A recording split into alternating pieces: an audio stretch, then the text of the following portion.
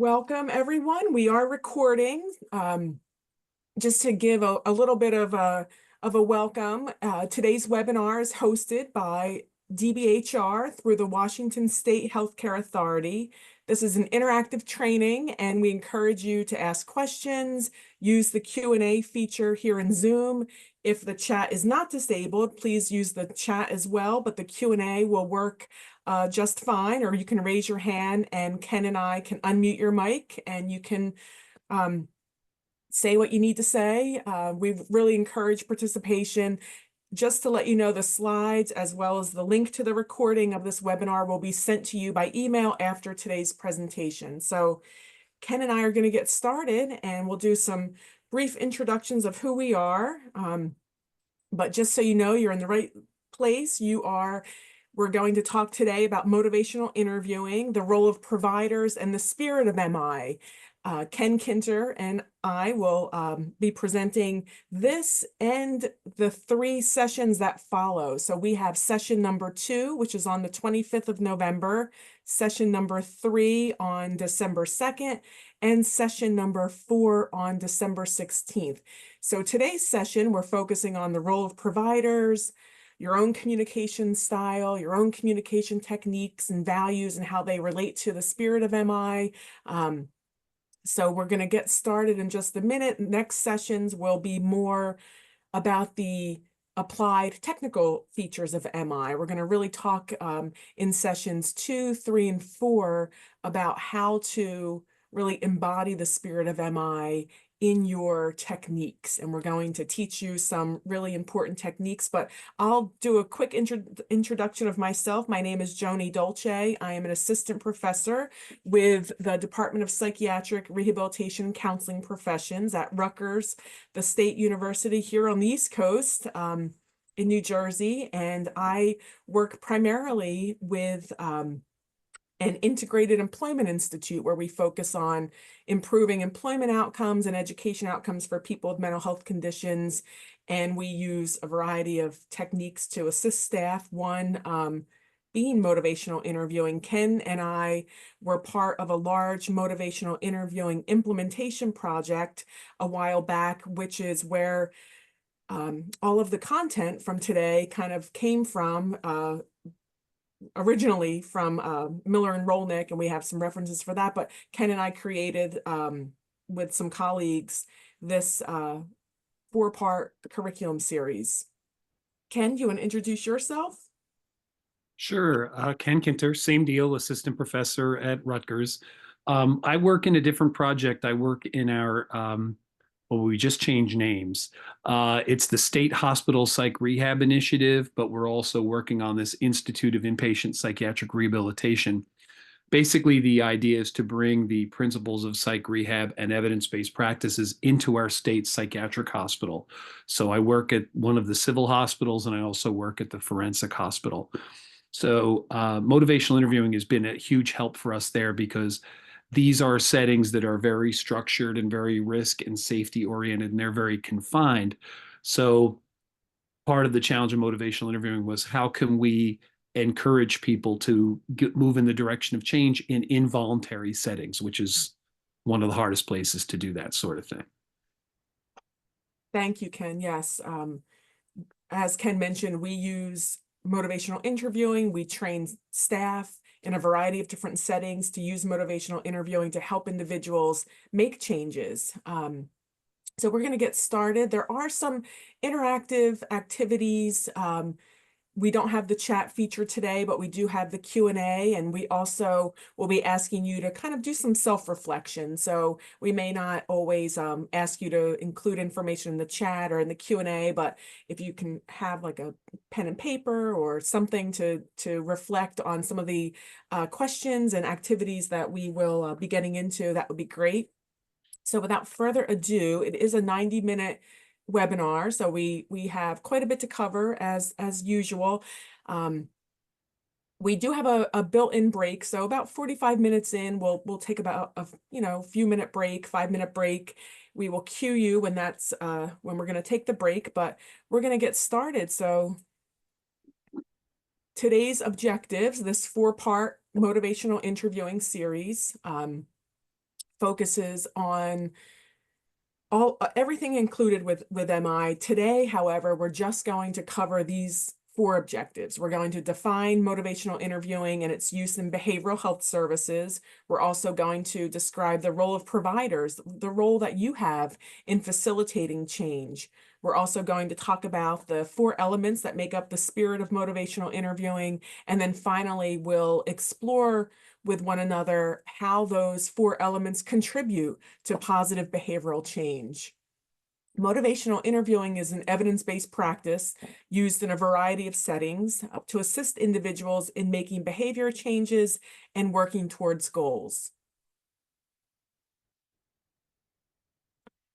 So I want to begin by providing you with some background on motivational interviewing. MI is what Ken and I will probably be referring to it from here on out, is an evidence-based practice that has been used in a variety of settings to assist individuals in making behavioral changes, achieving goals. It focuses on exploring and resolving ambivalence and is geared toward understanding and enhancing the person's internal motivations that facilitate change. Since about 1990, there have been over 1,200 published articles on motivational interviewing, over 200 randomized controlled trials.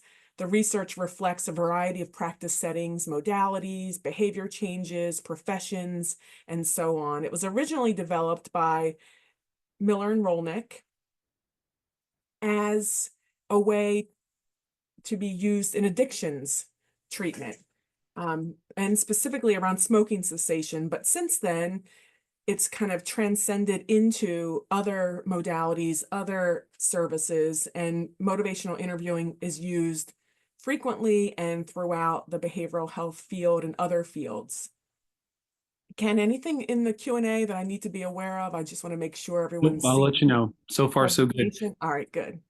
The only other thing I wanted to say about motivational interviewing is that it's been around long enough where it's now being borrowed by a bunch of other things as well. So Yes, some of the things that you're going to be hearing from us over the course of these webinars, you'll have heard before, it will have come through somewhere else. I'm hoping that I'm seeing it more in graduate level studies. So this may be an introduction to you, it may be a refresher for you, and it's really meant to give you an idea of if this is something that you feel can help you. We could definitely recommend you go further along with it, and it will make a dramatic change. I could say it's one of in the 30 plus years I've been in the field, it's probably one of the three most important things that I've learned over time in terms of helping me get out of my own way in the change process, but we'll get more into that as we go. great. Thank you, Ken. As you can see here from the slide, motivational interviewing can be used in a variety of settings. MI is practiced in many behavioral healthcare settings, and it does offer a framework for behavioral health and other services that assist individuals in making changes and achieving goals. You know, I'm seeing a hand raised. Is there any, let me just make sure just want to make sure everyone can hear and can see the slides. Everything's good. Ken, you want to keep an eye on the Q&A if someone can just make sure. Yep, I got it. I'll let you know if there's any Yep, change in the Q&A. thank you. So it offers this framework, right, for behavioral health services to help people achieve goals and also to make changes. It works because it's goal-directed, it's person-centered. It incorporates many of the values that promote recovery and wellness for individuals participating in behavioral health services. Motivational interviewing can be implemented in supported employment, supported education, two areas that I see firsthand how powerful MI can be and has been in my career of assisting people in achieving career goals. So, MI is used often in supportive housing or substance use treatment, illness management and recovery, inpatient and outpatient services, and many others. For example, in supported employment and supported education, these services are designed to assist people in attaining career goals. MI is used in SE and SED to assess and develop readiness and resolve ambivalence around career goals.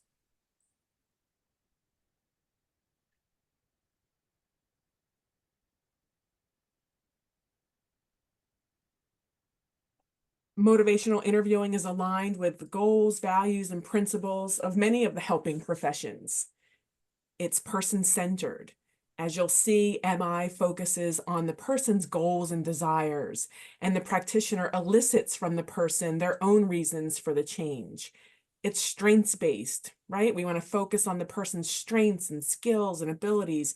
We look for and assist the person in making the change, in identifying their strengths and positive attributes and what they're good at. We move away from looking solely at the person's problems or deficits. Instead, we focus on the person's abilities, and we support those abilities and try to identify what will contribute to positive and successful change. It's collaborative. Practitioners using MI collaborate and partner with the person making the change. In MI, the person is the expert. And we assist in guiding them. And Ken's going to do some exercises and talk a little bit about those characteristics of the practitioner that help make a guiding, help us in the guiding process. It's goal focused. It's focused on the goals and desires of the person. It's very positive and optimistic, right? MI practitioners bring positivity and hope and optimism about the person making the desired change. And if we think about, we all had reasons for choosing the careers that we're in right now. Our values, along with the values of our respective professions, may have guided us in a particular occupational direction. So I want you to think about, what are some of your professional values, or what's important to you in a career? So think about, what are some of your values, your professional values? What's important to you in a career? Is it helping people? Are there other important professional values that you want to see in your career setting? And then think about, what are some additional values of your profession that may not be included in these values listed here? What are your own career values, and how do you think they relate to motivational interviewing? So you can raise your hand, use the chat, or the Q&A if the chat's disabled. Let's see if we can, I just want to kind of, I see Patty has her hand raised. Let's see. Okay, let's see, Patty. Maybe Patty, you could give a quick.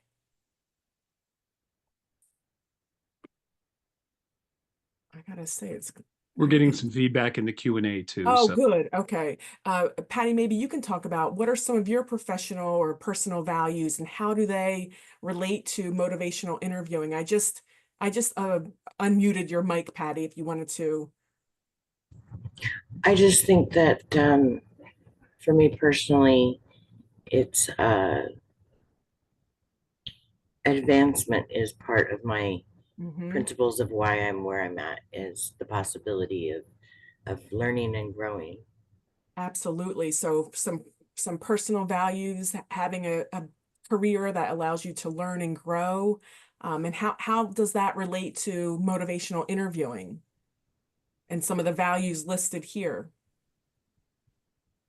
Well, I think I'm goal focused, so I think that motivational interviewing allows me to learn from other people more than like just short answers and close-ended questions and things like that.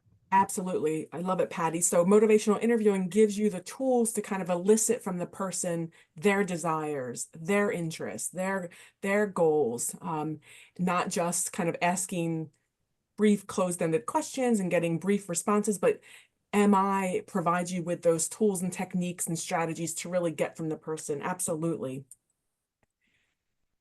Thank you for sharing that. And thank you for everyone who's writing in the Q&A. Ken, anything you want to read from the Q&A? That seems... just some good questions about using the material on yourself personally as part of your own growth process. And to me, that's one of the strong points of motivational interviewing, is it's very much a parallel process.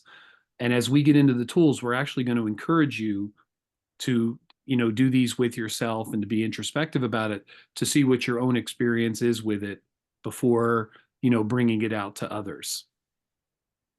Yes, we're going to, as we progress over these next 4 sessions, really kind of encourage you to apply many of the tools and strategies, techniques on yourself and maybe people in your lives to practice. So speaking of kind of applying this to yourselves and having an opportunity to reflect, the overall message here is that we're all working on making changes. That change is universal, right? It's not just people that we're working with, not just people who are receiving or participating in services.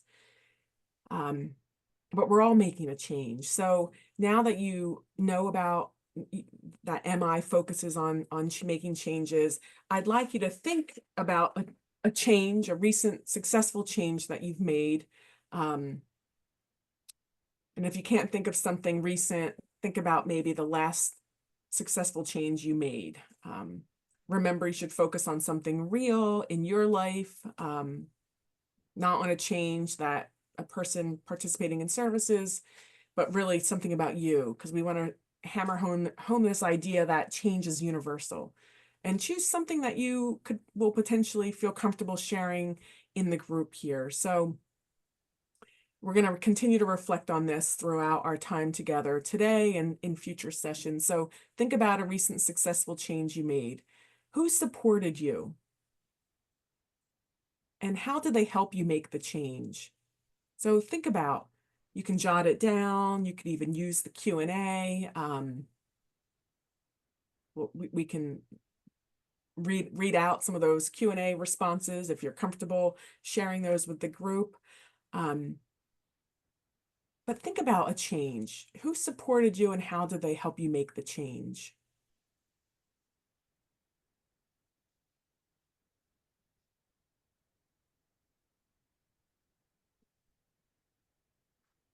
Brianna, it looks like you have your hand raised.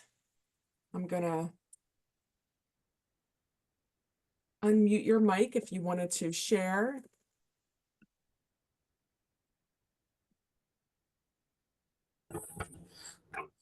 So I have been an addict for 17 years. I've been clean for 2, and now I've been like devoting my life to helping others. So my last successful change was integrating into this kind of position. That's great. So your recent successful change was getting this job, getting this position. And think about who supported you and how did they help you make the change?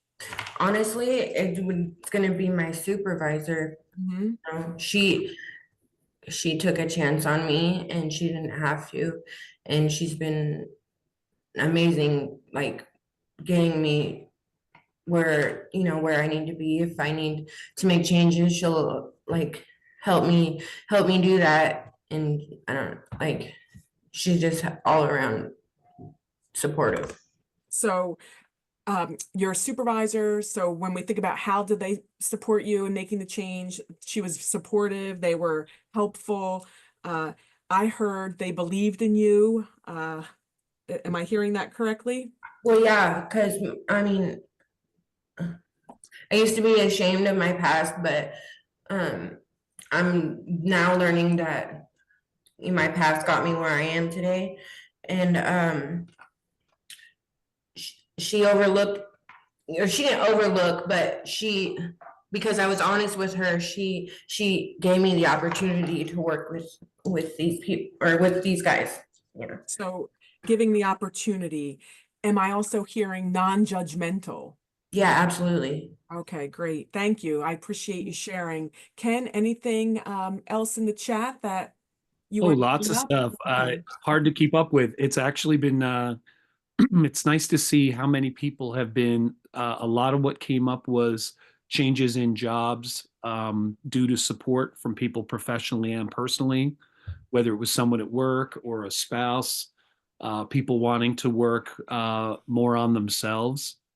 Lots of good stuff in there, accepting our own shortcomings and challenges, all those sorts of things. So that seems to be a lot of what people are talking about. A lot of work changes, a lot of people kind of finding their good fit for them and their job. And we're going to be talking about that a little later as well.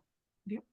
Anything, Ken, in there about the person that supported them and how did that person help them make the change? So what were some of those characteristics that people are identifying? Yep. I mean, the words that I'm just to fish out of some of these Yeah. comments: encouraging, Encouraging. very supportive, encouraging boundaries, Mm-hmm. being able to forgive yourself for mistakes, lots of things along those lines. Lots of good stuff there. Excellent. Thank you. So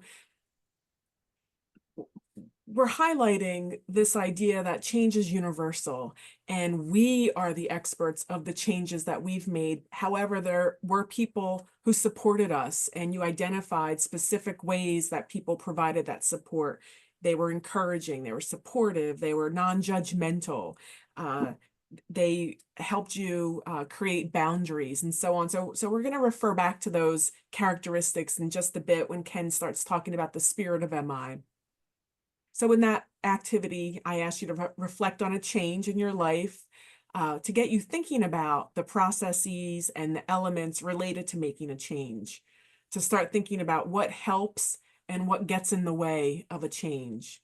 Motivational interviewing, as we've discussed, is focused on behavior change and the style of engaging with another person to help them build within themselves the motivation and the commitment to change. Brianna mentioned having a supportive supervisor who kind of built within Brianna that kind of commitment to the change, getting into the position and so on. We know that telling people to change and pushing people to make a change often backfires, right? It often has the opposite effect that we want. Instead of changing, the person pushes back maybe against the change, and motivational interviewing takes a different approach. As you see here, the technical definition of MI is a collaborative conversation style for strengthening a person's own motivation and commitment to change.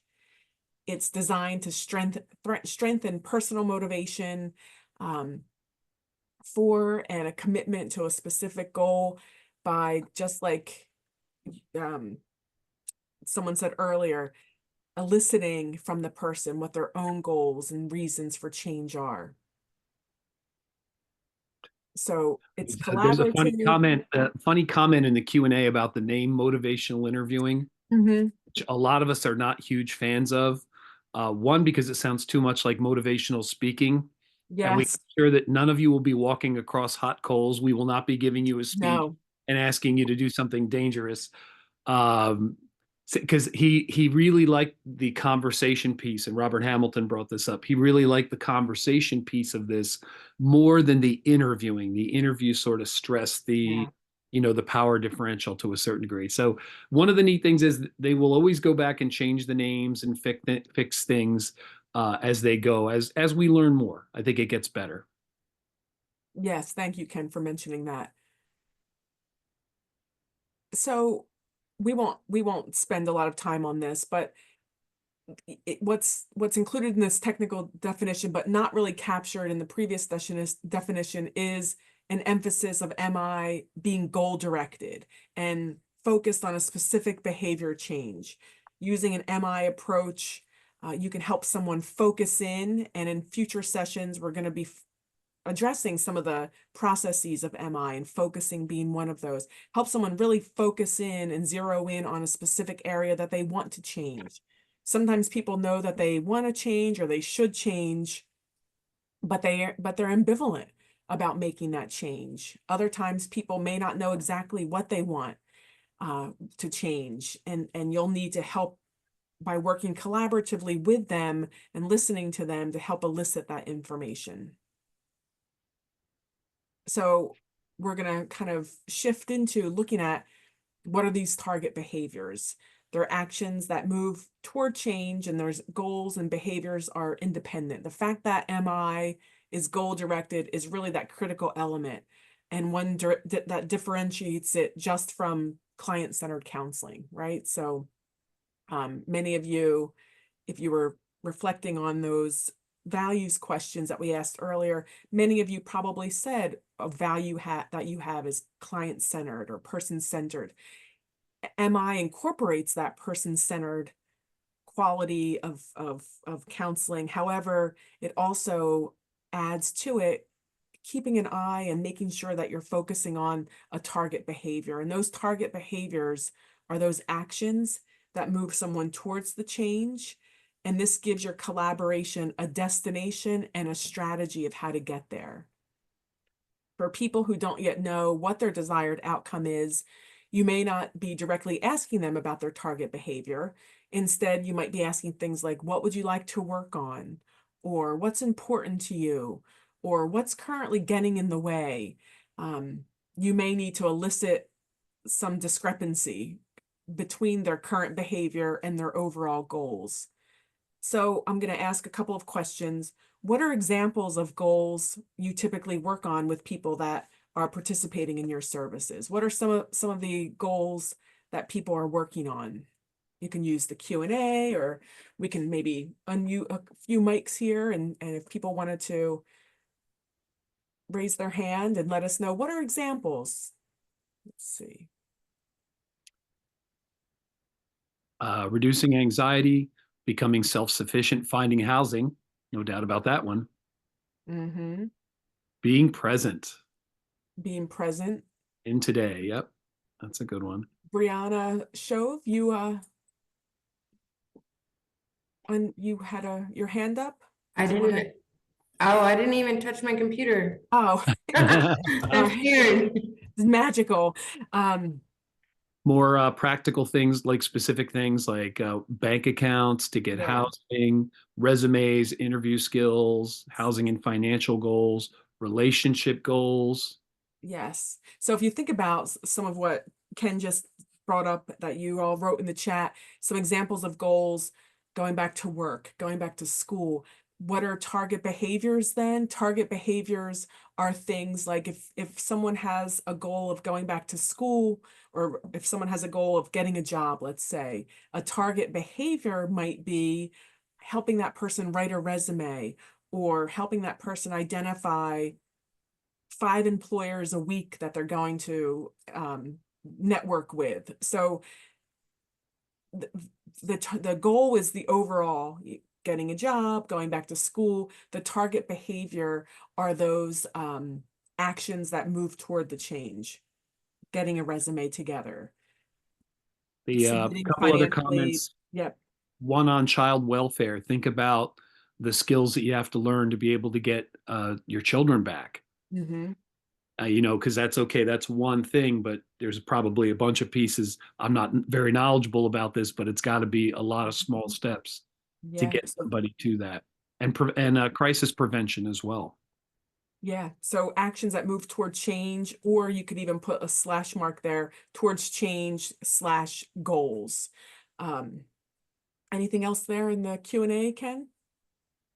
A lot. I'm trying to summarize a little bit. I know. This is a large, if you don't realize, there are over 230 people here. So we appreciate all of the input, but we may not get to your response, unfortunately. So in the beginning, I mentioned today was going to focus on the role of providers and kind of that spirit of MI, and we're here now. We wanted to give you some of that preliminary information just to get us thinking on the same lines of what MI is and what it's not. Now we're going to talk about the role of providers. Based on what you already know about motivational interviewing, you can see that you play a key role in supporting others to make their desired changes. I mentioned at the beginning that the techniques and the skills are only one part of motivational interviewing. The other important part is the spirit, which is embodied and communicated through you, the practitioner. the style you bring to the collaboration has a big impact on the success and the process and its outcomes. So let's explore the role that providers play in facilitating change and the characteristics and qualities of practitioners that convey the message and the spirit of motivational interviewing. Certain personal characteristics and qualities that we find naturally supportive and conducive to change make up the spirit of MI. Let's explore this by revisiting the activity that we completed earlier. You were asked to identify who supported you and how they helped you make the change. So now you can use the Q&A, you can raise your hand and we'll unmute your mic. Think about the questions here. Identify what qualities and characteristics of the person who contributed to your change process. I'll read that again because that's just didn't sound. Identify what qualities and characteristics of the person who helped you contributed to your change process. So what were those qualities? What did the person have? What were those characteristics that actually helped you in that change process?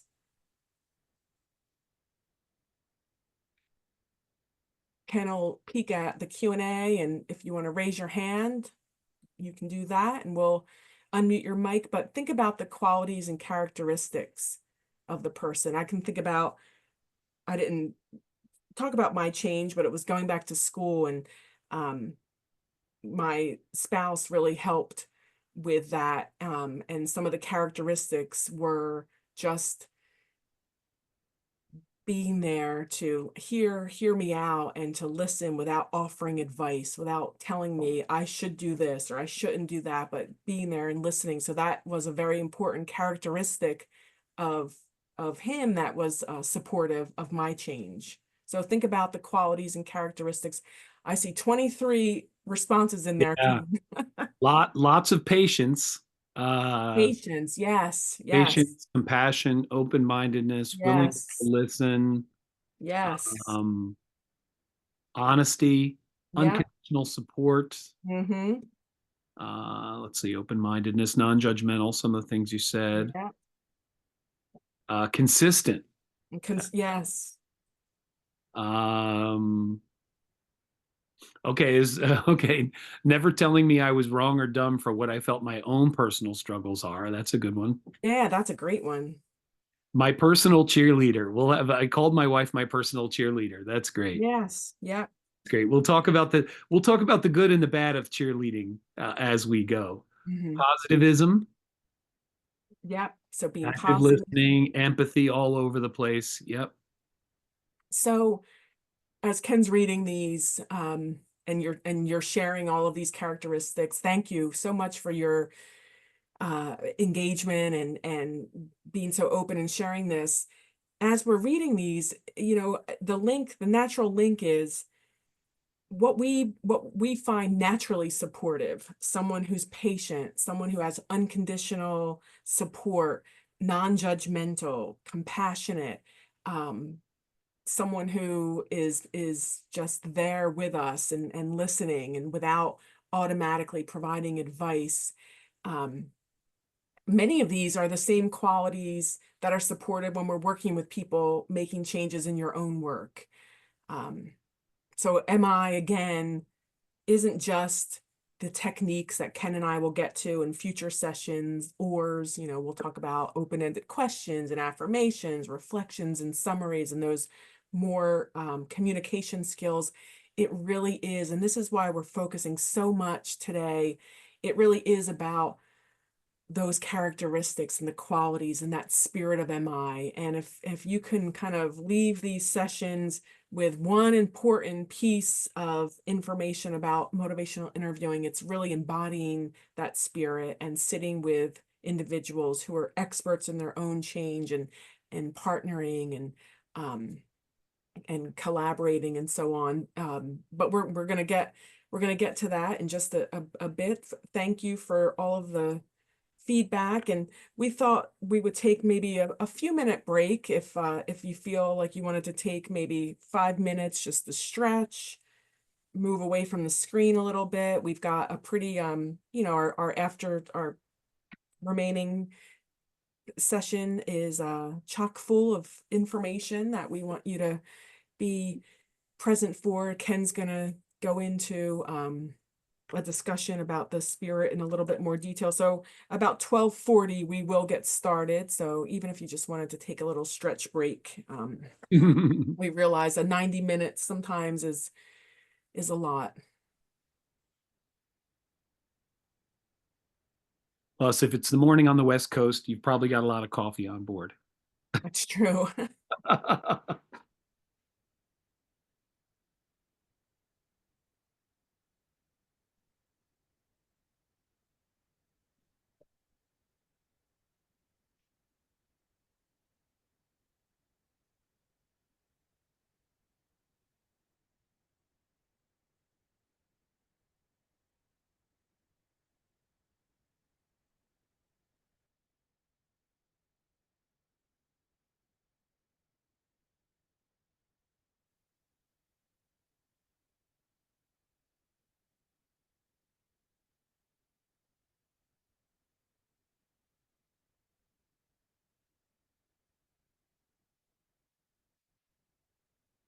Lindsay, I don't know if you had your hand raised before the break, but I'm gonna unmute your mic in case you had something that you wanted to say or had a question about the presentation itself.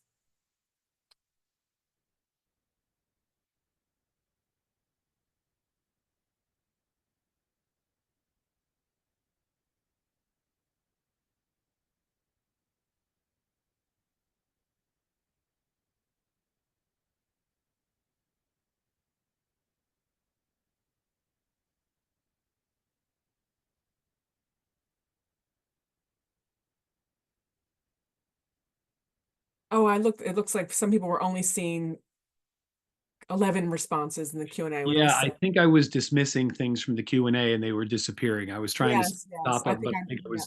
I think I was deleting them, and I'm going to stop doing that. Mm-hmm.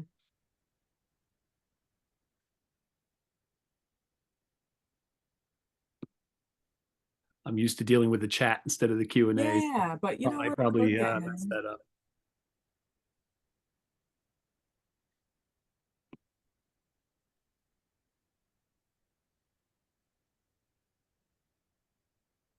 Yeah, we'll fix that one for the future sessions. Yes. I think we've had that before.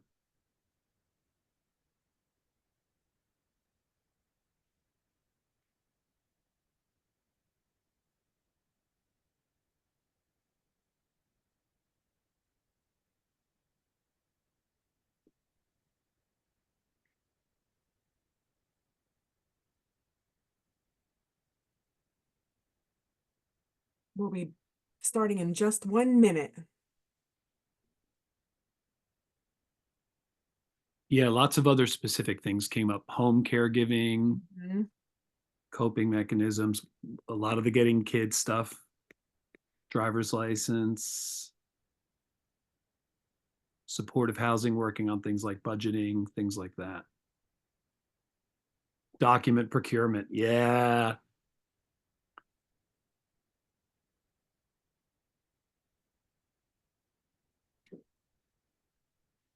I remember that working in partial care, nobody had any of their documents. That was brutal. Yeah. I don't know how it is in Washington State, but it's no fun here. All right, 12:40. Should we get back to it? Yeah, let's get Welcome back. back, everyone. Ken's going to take over, and I'll take over the Q&A piece. All right, and I think you're going to be advancing slides too. Thank you. So just getting back started again, wanted to have you do something a little bit introspective, and that is to look into yourself and your own personal style. In motivational interviewing, the way they put this is kind of like you have directing and following as the extremes, and guiding as somewhere in the middle. Now, each of you have your own personal style, and that's a good thing. And you all work in different settings where there may be, directing and following may be more or less indicated on who you're working with. In my experience, I worked in the emergency room for a long time, and we worked with many different types of people. And I noticed my approach would be different with each person. Part of me thought, is this me being fake? Like, where is this coming from? And what I was really trying to do was just adapt what I was doing to a given situation and a given client. So if you picture directing, following, and guiding as sort of a bell curve, most of us are sort of in the middle there somewhat, and then you have kind of people out on the outsides. And there are different interventions that fit into each of those styles. So if we could look at the next slide. So take a look at these verbs and decide for yourself. I guess there are two things to decide. One is, do you see these as being directing, guiding, or following? Are you going to be out front as the caregiver? Are you going to be alongside, which is guiding, or behind as following? So when you see something like administer or prescribe, to me, those sound very directive. And then you get into something else like encouraging. Encouraging would be a little different. That would be more of a guiding thing. So you take a look at each of these. And one, how do you think they fit into this whole mold of directing, guiding, and following? And then the other one is, where do you see yourself? Are you more comfortable in some of these domains than in others? One of the other ways that we put this to when we talk about this is, I jokingly refer to people as drill sergeants and teddy bears. And I don't know whether you see yourself as a drill sergeant or a teddy bear. Do you see yourself as much more directive, much more drill sergeant like, or do you see yourself as more the supportive teddy bear type? And neither one of those is wrong. The thing that I would point out, and the thing we talk about in motivational interviewing is, do you know when to change gears? Do you know when your approach isn't working as well and you shift over to something else? I tend to be much more the supportive type, but when I get a feeling that it isn't working, and we'll talk about one of those signs that it isn't working, I'll switch sides and try something else to see, because that's what communication is trying to, connect with that person.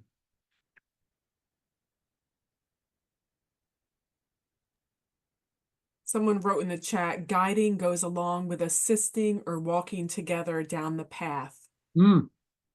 I love that saying of, and thank you for bringing this up. That old saying, I forgot who said it, do not lead, I may not follow. Do not follow, I may not lead, just walk beside me.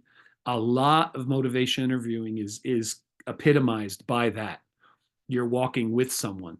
And one of the ways that things may have changed up or gone astray is all of a sudden you realize you're walking yourself. You've just taken that step without someone. And of course, in our field, we're always trying to make people change. We'll talk about that in a bit. By definition, we are on the side of change. And that's a fine line to cross sometimes. And think about the feedback that you gave from the people that helped you, all that support, listening. I did hear some directive stuff in there. Some of you did give feedback of, this person had a vision for me, this person pushed me, this person motivated me. But I also heard a phenomenal amount of support, unconditional positive regard, listening, all that good stuff that's more in the guiding and maybe even in the following camp.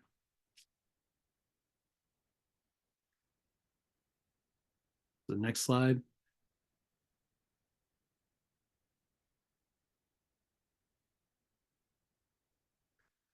So here's where we get ourselves in some trouble. And where we get ourselves in trouble is, we have a job to do. And as part of our job, we're trying to move that person into a certain direction. But we can very often get caught in a dynamic where we are trying to make change happen. And then that puts the client all of a sudden in the position of resisting change. What we very often call resistance, motivational interviewing calls ambivalence. And a lot of that, and this is an ugly observation on my part, working with my clients, it was my fault. I was pushing them somewhere they weren't ready to go. I wasn't walking alongside anymore. I got so captivated with where we were headed and making progress that I kind of went on my own. And a couple of the ways that you see that is in something called sustained talk, which we'll talk more about in later sessions. Sustained talk is when people are just talking about the same thing, that they can't change, or the good things about the way things were, all of that stuff that isn't talk in the direction of change is sustained talk. And part of the art of motivational interviewing is not paying attention to sustained talk and putting the energy into the change talk, but it's worth listening to hear what people are saying. If to us, it may seem like they're being resistant or making excuses, but that's not really what's going on. They're communicating with us where they are and maybe alerting us to places where we're not connected. And that's where discord comes in. So discord is when you and I are not on the same page together. Motivational interviewing talks a lot about you're not wrestling, you're dancing. Dancing is two people moving together. I'm a terrible dancer, so I'm not very helpful on this, but maybe some other people know more about this. But as opposed to wrestling, which is force on force. And very often when we go force on force with our clients, we lose. We work very hard to get them to do something and we exhaust ourselves. But at the same time, they're not any closer to change at the end of the day. And we haven't addressed what's preventing them from changing. So discord is that sign that we've taken a step or two too far ahead of that person. And then the last thing we want to do is be in the way of the change process.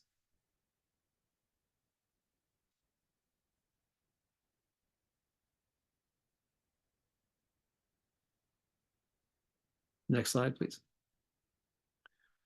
So where this comes from a very good place. Unfortunately, it doesn't always help us, called the writing reflex. Bill Miller, one of the founders of motivational interviewing, had a great quote, and he said, "People don't want to be fixed, they want to be heard." And if I had to pick a quote that sort of encapsulated this whole thing, this would be it. But it's very hard for us because I don't know about you, but I went into this field to help people, help them achieve their goals, help them get out of the cycle of hospitalization and all that kind of stuff and be able to live the life that they wanted to live. Unfortunately, I have my own vision of what that looks like. I also labored under the delusion that I could change people by my mere presence or by just saying the right thing. And unfortunately, what that did was that stopped me from listening. It stopped me from being a lot of those things that you described in your change agent. It stopped me from being patient. It stopped me from being compassionate. It stopped me from doing all those things because I was very caught up in fixing. And that's a tough one. Sometimes we have this fixing instinct. It's why we went into the field. Sometimes this writing reflex is about us trying to make ourselves feel better and feel competent. I noticed when I was much newer in the field, I had the need to kind of show how smart I was. That has gone down a little bit with time. And I no longer have the delusion that I can fix people with just a magic word, the proper response or the perfect intervention. In fact, the fun part for me is helping facilitate people figuring it out for themselves and walking that journey with them. That's the part that I enjoy the most now. And there's no way to predict where that path leads. If you look at your own change in your own life, it probably followed a very jagged and crooked path. And that's okay. That was the path that it needed to take to get you there. I think somebody said that earlier today. And so yeah, that was in one of the comments. So another interesting comment, Ken, before you move on to the video, Monty wrote, "There is no resistance until we apply pressure." 100%. Yeah. 100%. Motivational interviewing is pretty clear. We are ambivalent. The person who is making the change, any change in your life, even one that you might see as completely positive, there's something in there that could be viewed as a negative or something that's challenging. You gave the example of somebody before who's in addictions recovery, which is fantastic. There are even something like that. Oh, how could my life be made worse by being in recovery? Well, very often that forces you to look at trauma. You have to reevaluate who your friends are. Your whole social life changes. There are parts of it that are a real challenge. And that's why people are ambivalent.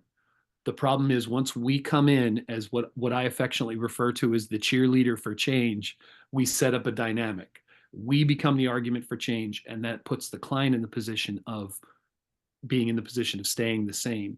And then what happens is we make suggestions and we try to get people to change. And then when they don't, we say, you know what? They're resistant. And you're absolutely right. Where did the resistance come from? It came from us pushing. The joke that I usually make about this is if you were walking down the hall and I got behind you and put my hands on your back and pushed you in the direction you were going faster, you would not be happy. First of all, you'd be creeped out, and rightly so. But I'd be like, wait a minute, I was taking you in the direction you wanted to go, but I was getting you there a better way. You're like, no, no, that's not exactly what you're doing. So it's a similar version. Mm-hmm. So yeah, Joni, can you tell us about the video? Yes, we're going to look at we're going to look at our practitioner, who is Amy in this video, and we want to watch and identify this writing reflex. The writing reflex is when providers want to make things right by stepping in or telling the person how they should change the behavior or what they should change. And to try to make this happen, we, like Ken said, we might argue, we might try to persuade the person. That's called the writing reflex. So as we watch this, write down any words or phrases or things that the practitioner, who is Amy, is saying that sound like the writing reflex. They might sound like she's giving advice. It might sound like judgment, or it might sound like giving directives. So as we watch it, write down. You could use the Q&A. You could just write them down. Maybe unmute your mic, and we'll kind of have a discussion. So it's a few minutes long. Give me a thumbs up if you're able to hear it, so that we know everything is good.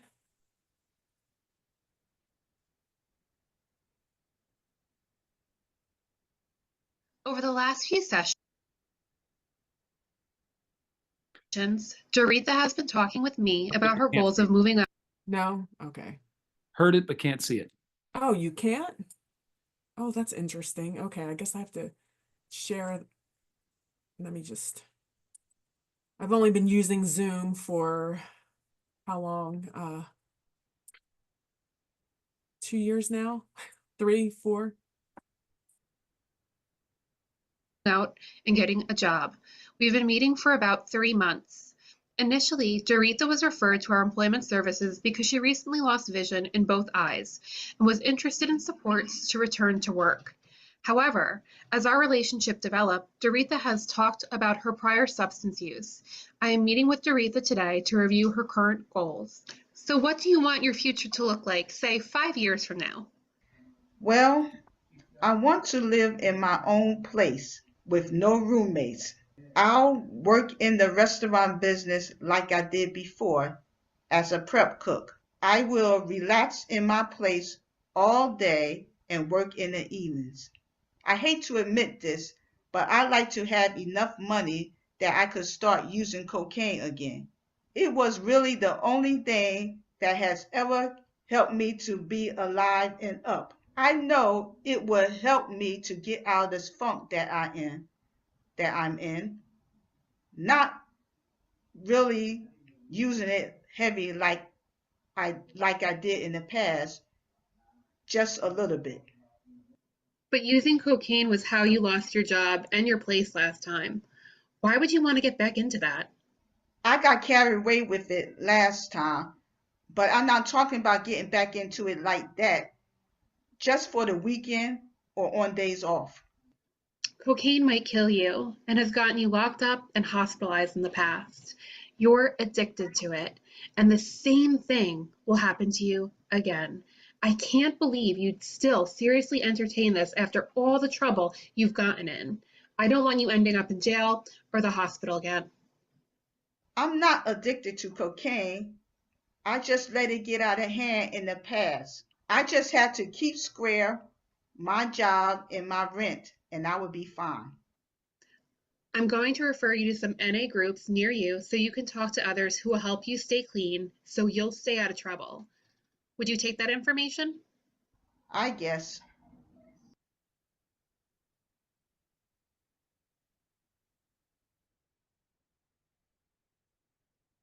So what did you hear?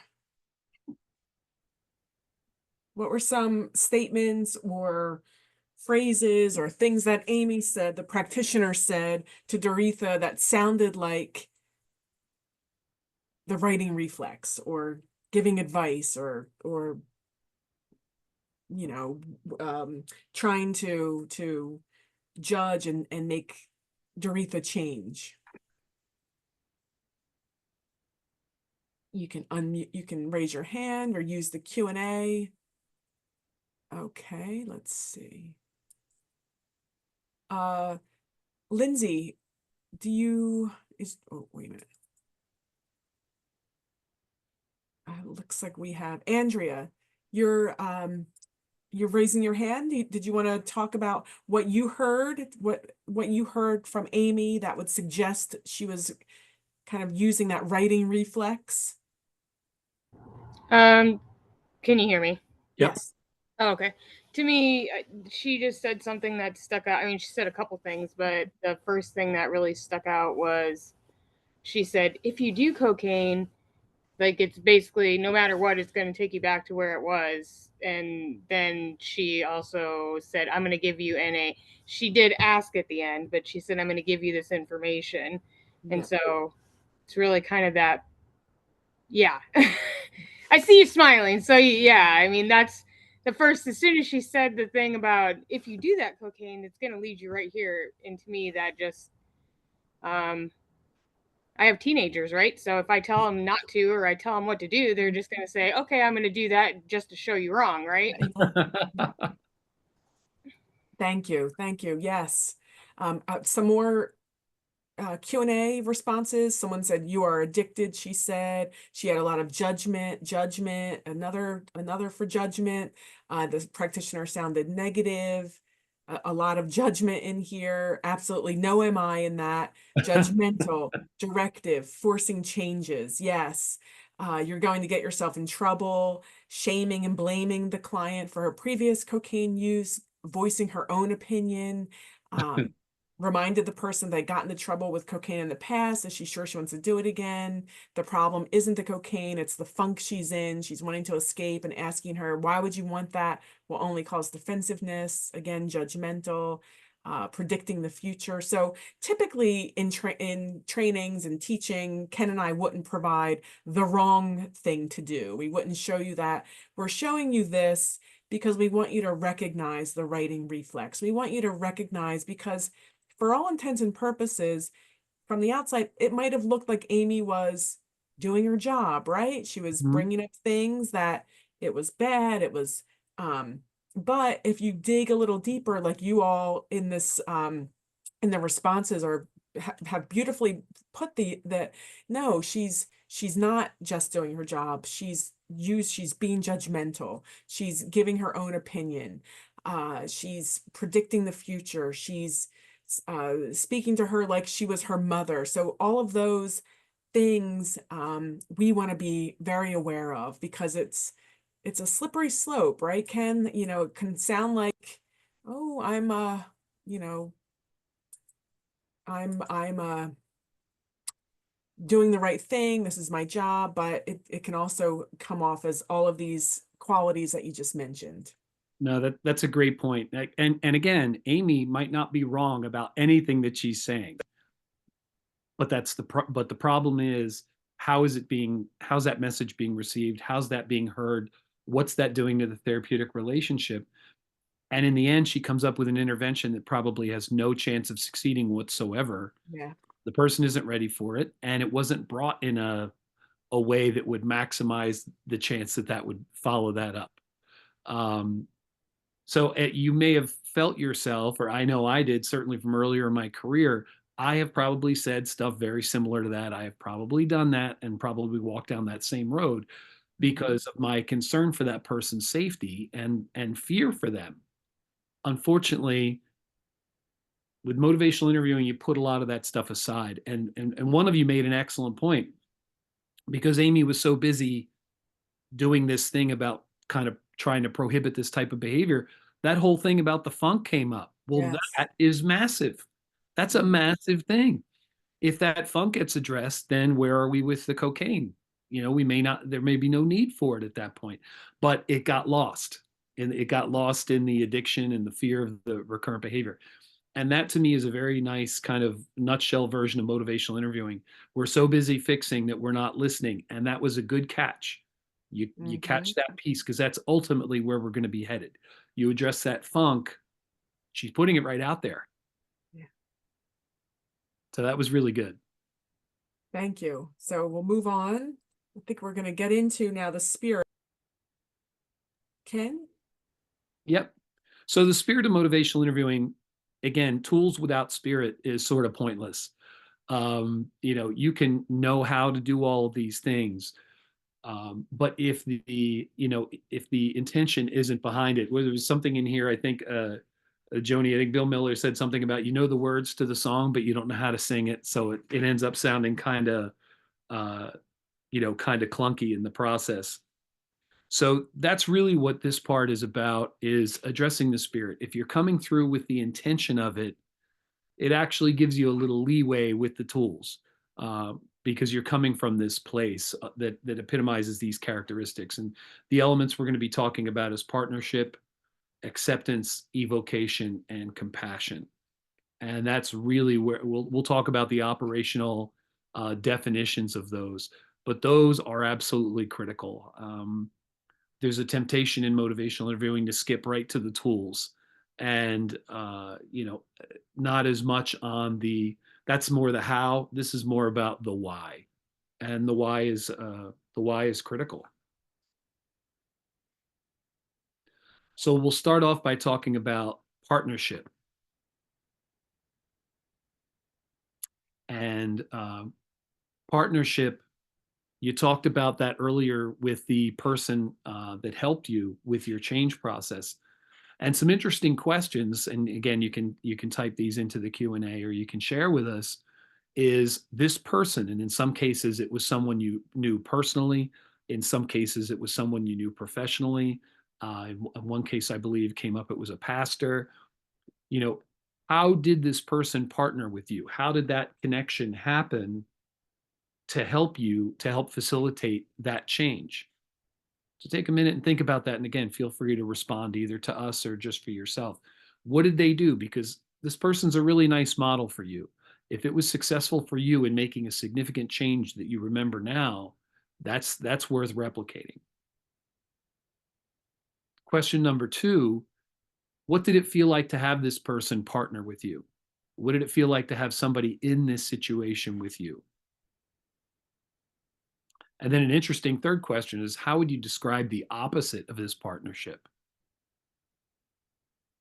Very often what we learn very well from negative role models as well as from positive role models.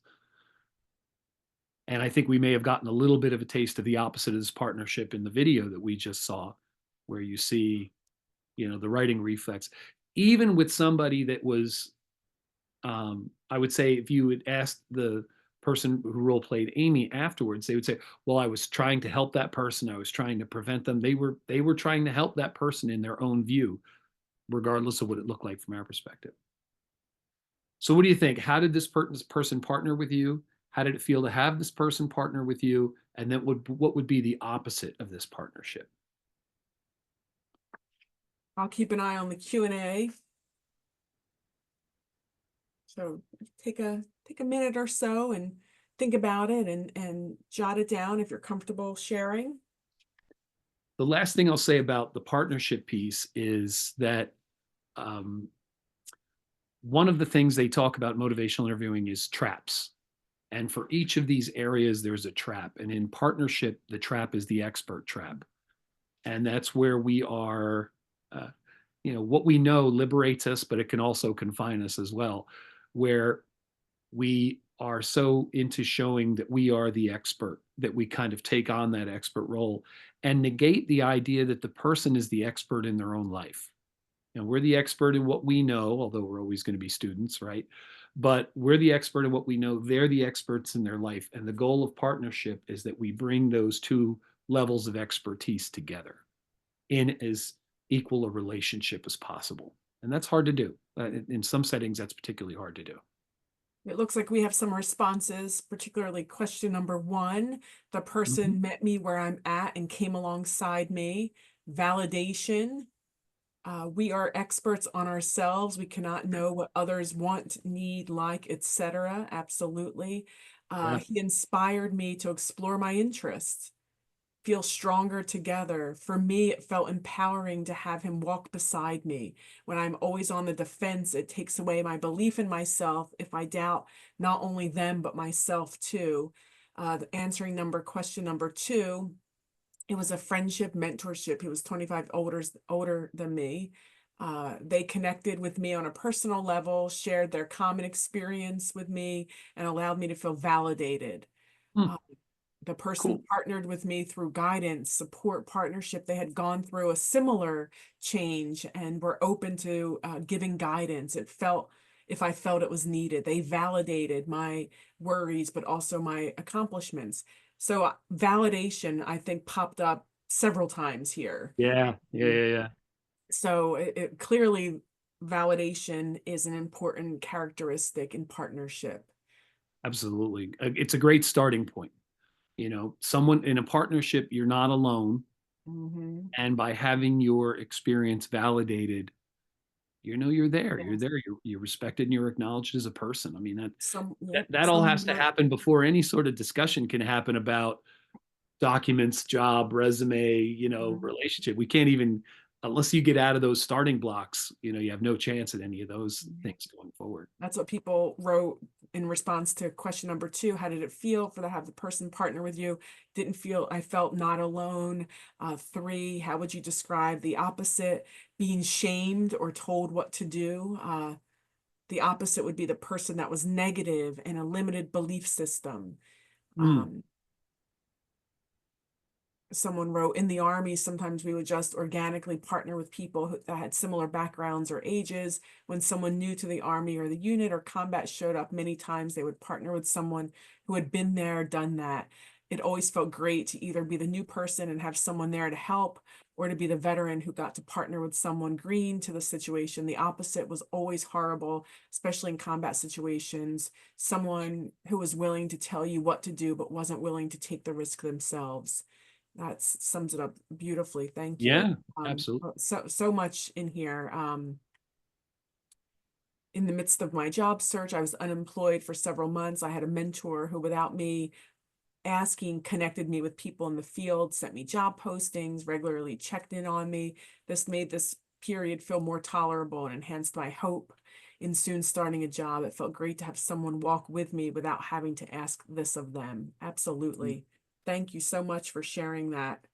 And I apologize if we didn't get to share your response. We had so many in there. There's a lot of them come in at one time. It's hard to keep up with for sure. So yeah, no, 100%. I think you guys got the idea of partnership. So acceptance is kind of similar to unconditional positive regard, which I'm sure you've heard of before. It's the idea that we just have respect for someone and their ability to make their own choices regarding their own life, which again, we saw a nice clash, between that and the video. There are a couple components to acceptance. One is absolute worth, and that the person deserves respect and dignity for just who they are. Sometimes, and I'll plead guilty to this, sometimes I got caught up in what I could see the person becoming, my vision of what I thought they could accomplish. And unfortunately, you leave the real person behind. And that little thing that I made up really wasn't that important. It's meeting them where they are, as someone said, as opposed to where I think they should be or where they could be. Empathy, understanding someone else's point of view and their experiences. Again, we've contrasted that with sympathy. You're not looking down on someone. You're working with someone where they are. And as much as we can, try to imagine how they would feel and try to join them in that. And we don't have the same experience they have, but we know what sadness feels like. We know what it's like to feel alone. We know what it's like to feel defeated. When in the video they said funk, we all know what that means. We've all had our experiences with that before. It may have felt differently for each of us, but we could all relate to it. And that's a really nice, connecting point. And actually, even the fact that it might mean something different to one person than another is a really good jumping off point, because then you can say, well, how was that for you? This is what it was like for me. How was that for you? Because there's going to be similarities and differences. Autonomy. Autonomy is that the person is in charge of the process. We don't take it over for them, which opens it up for the idea that there may be decisions and directions that this may go in that might not be okay with you, the practitioner. They may have another way to do it. Sometimes that's a hard one to deal with, is that this isn't this, power structure where we're just in charge of things. And then the last one is affirmation. And affirmation is that we are always looking for the positive aspects of that person. What are their strengths? What are their positive characteristics? I love being able to use the idea that, and we've had some of it today as well, of what you have survived, what you have endured, and you're still here, and I think that's praiseworthy. And that's something in our relationships with our clients. A lot of times our clients have had difficulty. They've had difficulty in academic settings, vocational settings, housing settings, correctional settings. So any way that we can call attention to the positive aspects of themselves, and accept you for who you are, for the good and the bad, the challenges that we all have. So a question about that might be, going back to your your helping experience right off the bat, and you don't have to throw this one in the chat if you don't want to. I'd just like you to think about it, is who in your life supports and accepts you for the person you are? Who accepts you unconditionally? That would be one question. Who are those people? I'll start with my dog and go from there. What's the joke? I want to live to be the person my dog thinks I am. Like, that's what I'm shooting for. What does being truly accepted allow you to do? If you know you are accepted, what does that free you up for? And again, if you're comfortable sharing any of that stuff, please feel free to do so. You can put that right in the Q&A, or we can discuss it. But what are the impacts when the people in your life that you've had this acceptance with, that you've had this with, whether it was in a therapeutic setting, a professional setting, or a personal setting, what does that do for you?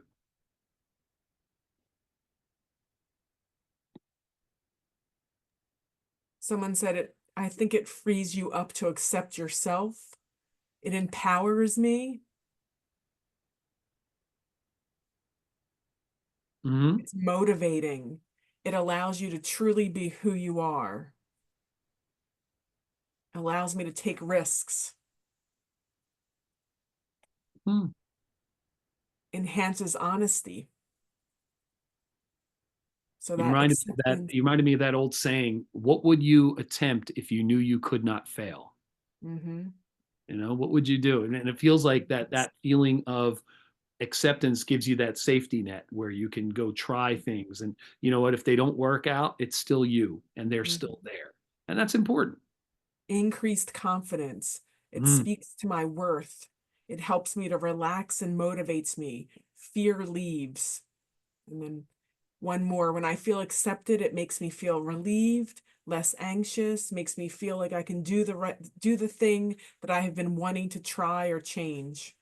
I'm also hearing that there's almost like a reciprocal relationship between self-acceptance and other acceptance.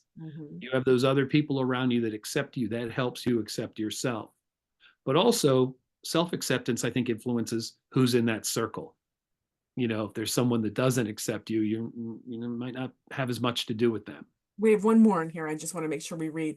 Partner allows me to be able to fail and get back up, allows me to be genuine, boost self-esteem, reminds me to err as human. All right, I lied. One more. It's the image of portraying acceptance in sign language. Interesting. Yeah. That's interesting. Yeah. Thank you. Yeah, acceptance is a pretty powerful word. It means a lot of things in a lot of different areas. One of my favorite sayings about acceptance is I heard the saying that acceptance doesn't mean that it's okay. It means that I'm okay. So it's not like a situation that happens to you might not be acceptable, but you're still okay after that. So next up is compassion. Compassion is a commitment to pursue the welfare and best interest of the other, which means, in short, if there's something that you think is best for that person and there's something that, you know, they really think is going to help them out better, then that's probably the direction that they need to go in. Compassion has a lot to do with feeling with. It's connected to empathy, where we feel similar to the things that the client feels, can't feel the same thing. Even if we've had the same experience with them, we don't have exactly the same. But again, that emotional underpinning, we know what it's like to be sad. We know what it's like to be angry. We know what it's like to be lonely. And that becomes our jumping off point for how much we can understand what that person's doing. It also means that we're still in that person's corner, regardless of what decision they make and regardless of how we may or may not agree with it. So say, for example, in the video that Amy was right, this plan goes into place and Dorothea goes out and does this thing and she tries to manage cocaine use and it doesn't happen. Amy's still going to be there for her. That's the whole point. She's still going to be there and respect her decision to make her own decisions and also to be able to feel the way that, to try to share the way that she feels. So this involves suspending blame. It involves suspending judgment and taking into consideration the other person's feelings, their experience, their values, who they really are. So again, going back to your experience with the change that you mentioned, how did this person that helped you with your change, show compassion to you? Many of you mentioned this. So how did this person show compassion? How did that get communicated to you during that time? Other questions to think about are, how did it feel to be shown that compassion? How does it feel to have someone who's primarily concerned with your well-being and helping you accomplish the things that you want to accomplish? We have a couple of responses already. For me, true compassion is being direct but kind, speaking truth gently, honor the person, knowingly being on the same path. Said, reflecting back to the earlier exercise, this person said, their supporter, I am so sorry you're dealing with this. So saying, I am so sorry you're dealing with this, acknowledging it. Someone mentioned that it felt empowering. He modeled compassion for me because I wasn't able to show myself. That's great. The last question I'll ask about this is, and you kind of led into it already, how did this compassion help move you in the direction of change? Because that's what all this is about, all these pieces.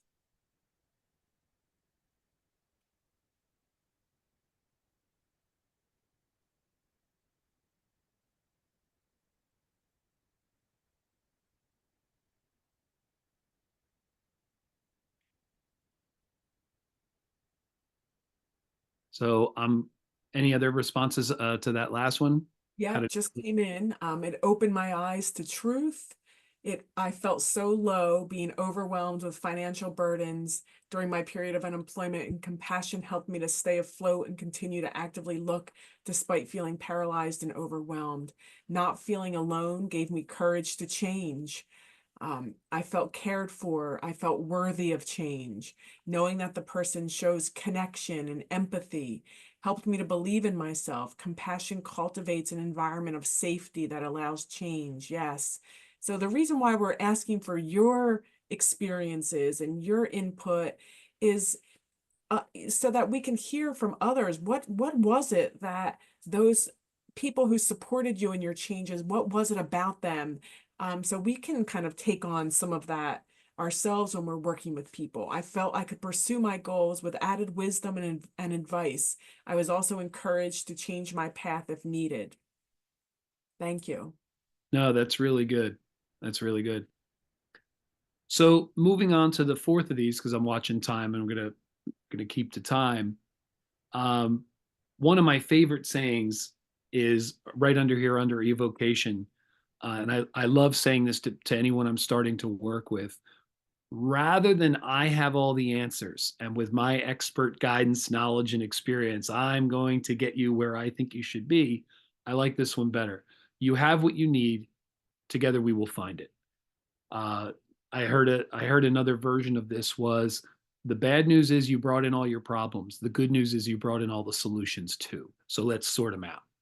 And I think that piece is much better than the, I'm going to somehow magically gift you something that's going to get you somewhere. You have the answer already. All we need to do is just get some clarity and, and get there. And evocation is massive in motivational interviewing. It's really about getting the other person to talk about change. They were already trying to fix the problem before they got to you. They're going to continue after. And our challenge is to just try not to get in the way, to again partner up with them and help move that person forward. One of the examples of this is that if a client comes up with an idea for change themselves, that's always a better idea than if we come up with it, even if we thought of it a couple sessions ago and just kept it quiet until they figured it out. That's a man, is that a subtle skill? Being able to sit on a good idea until the person comes around to it, even if maybe it guided them a little bit, to that. So by evoking, you're sending that message out that a person is listening, that they're there for you, and you can figure this out and sound this out yourself without having another change plan, the practitioner's change plan superimposed over whatever you were already doing. That way it really, the idea comes from them because it's their responsibility at the end of the day. And the tools that we're going to talk about going forward help make that happen.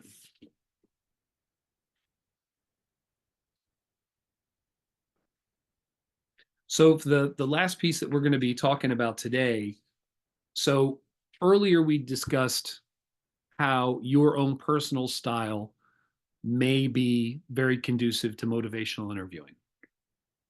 Another element of this is where your workplace and the type of work that you do. So as we go through this, we're going to be talking about how you can, how motivational interviewing will and where it can help you at where you work. And again, for some of you, you may have a certain interpersonal style where this may be a little tough. Some of you may have the style where you're doing this stuff already. It's just a matter of learning what everything's called and doing it in a systematic sort of way. And then another part of it is adapting it to your workplace, because you will work in different places in your life and there will be different roles and barriers to motivational interviewing in any of those places. Again, I've sort of enjoyed working in places where motivational interviewing is very hard to do, emergency rooms and psychiatric hospitals. But in places where your choices are confined, the remaining choices that you have become even more important. It's really critical. And many of your clients, I'm sure as well, are very disempowered. So any opportunity for empowerment is even more important because of how scarce they are. So definitely want to hear from you in the Q&A on this one. So of what we've talked about so far with the spirit of motivational interviewing, where is, what parts of that line up completely with what you're currently doing? So that's the first element of this. Which elements of motivational interviewing might pose some challenges? And maybe that's going to be challenges for you. I'll give you an example. Very often there's a huge time pressure. So you have to get right to it and get right to the problem and make progress and do all that kind of stuff. And none of that is necessarily MI friendly. You kind of skip the forming relationship part. So what parts of MI are going to work for you and work well where you work based on what you've heard? Where do you see some of the challenges being, either for you personally or where you work? And maybe the most important question of all of these is, why might you be interested in bringing these to your job? How can this help you get where you want to be? The same thing we're talking about with our clients. How can this spirit and the tools that we'll get into help you move forward? I'm interested in all that. Mhm. We'll give you a little more time, about 2 to 3 minutes, to think about these and jot them in the Q&A, and we'll reflect on those responses.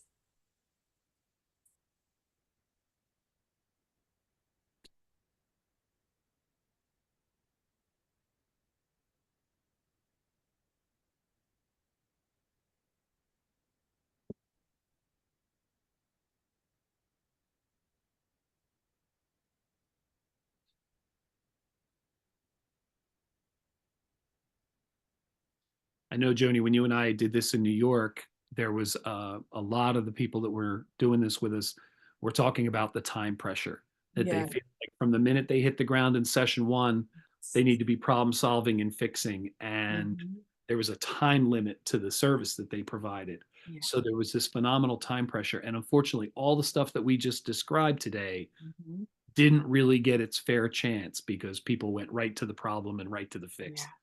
And it was difficult to get people to step back and build these parts in.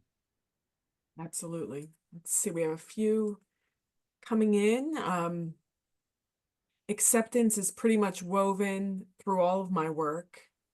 Evocation is probably the same person. Evocation is probably the biggest challenge where I work.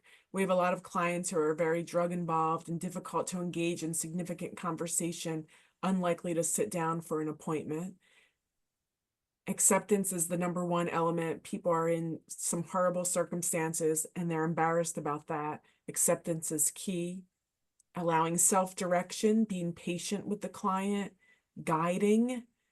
What works for me is walking with someone during their journey towards improvement. Having the ability to identify the 4 different types of talk allows me to meet the client where they are. I have always been a positive thinking person, and I think MI fits that absolutely, because it focuses on encouragement, compassion, and motivation. I'll just read a few more because I think we're nearing the end of our webinar. I am a supportive housing specialist, and acceptance is the element that most fits how I currently work. For number 2, some of the challenges I can see for myself personally is being able to take a step back and allow the individual to make decisions prior to me jumping in with my ideas or solutions, right? That writing reflex. They are the expert on themselves. And 3, it will allow my clients to feel as if they are fully accepted by me no matter what. So we didn't get a chance to read through all of those, but please, if you are able to access the Q&A, you can peek through those. But we do need to move on. Yep, and I guess the closing piece of this is just to wrap up some of the fundamental points, that were very evident in the comments that came back. Summarizing these elements of the spirit of motivational interviewing is that the person making the change is the expert on their own life, and anytime we can keep them in that expert role and not try to move them out of it is helpful to us. I like to pretend to be the tour guide and just kind of have that person take me through their life, and so that I can learn all this stuff that they're knowledgeable in and then pair my knowledge up with that. The individual has value. We support their autonomy. That's their life at the end of the day. It might be our job, but it's their lives. They really have the involvement in this. We work in service of our clients, and people have the wisdom and resources to change. They have what they need. Um, it's a matter of another motivational interviewing quote is, it isn't so much about teaching, it's about evoking. They have it already. It's just a matter of sort of drawing it forth from them. Very much like in the change things that you gave. You were on your way to making some sort of change, and this other person came along, and through what they did, which I think overlapped a lot with what we talked about today, helped facilitate your change and facilitate your journey. And now you're doing the same for other people. And that's great. Um, if you have questions, you can certainly reach out to Ken and I, and we're going to be back for 3 additional sessions. So please come back and join us on those dates. You should be getting that information from your from the people there in Washington. We Yep. have a references and kind of more importantly, this resource for motivational interviewing. Ken and I have our contact information here. Please, again, reach out. If you have questions, there are some additional training materials with Ken's Institute group, free online trainings down there. You will get all of the copies of the PowerPoint. Also, you will receive the link to today's session. So we thank you. We are right at 1:30, or our time 1:30. Bye, everyone. Enjoy your the rest of your day, and we will see you soon. See you. Catch you next time. Yes. Bye.